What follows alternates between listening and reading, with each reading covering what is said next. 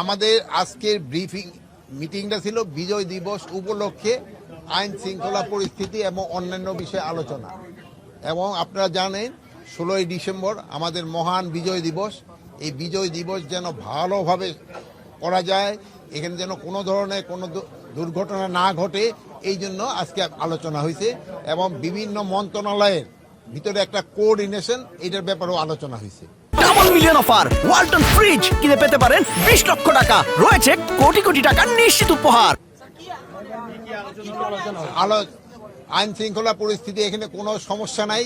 যেমন ধরেন রাস্তা যারা যাবে ওখানে তাদের জন্য রাস্তাঘাট মানে স্পেশালি ট্রাফিকটা ভালোভাবে থাকে, যেন সবাই যেমন যেতে পারে, এই জন্যই ব্যবস্থা করা। তারপরে আমাদের ক্ষেত্রে মেইন একটা আলোচনা হচ্ছে আমাদের সব জায়গায় যে জাতীয় পতাকাটা উত্তোলন করব, এই পতাকার যে রং অনেক সময় দেখেন এক এক জায়গায় এক এক রঙের করে ফেলে, এইটা যেন না হয়, একই রঙের যেন হয়। এবং আমাদের যে স্ট্যান্ডার্ড সরকারি ইসে থেকে দেওয়া ওইটার হয়।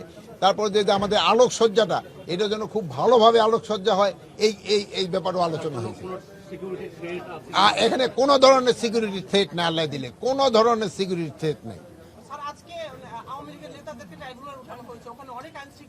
ওইটা তো 16ই ডিসেম্বর না, ওইটা তো 16 না, দেশে কোনো সিকিউরিটি সমস্যা নাই।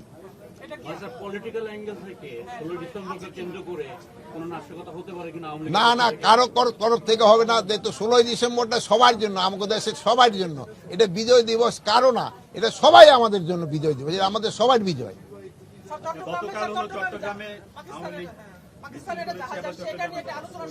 এটা তো আমি তো আজকে শুধু 16ই ডিসেম্বরের উপরে আলোচনা করছি, আমি তো এই সেটার ব্যাপারে বলতে পারবো না। ওইটার ব্যাপারে আমি কালকে চিটাগাং যাচ্ছি, যদি ওখানে কোনো প্রশ্ন থাকে ওখানে করবেন।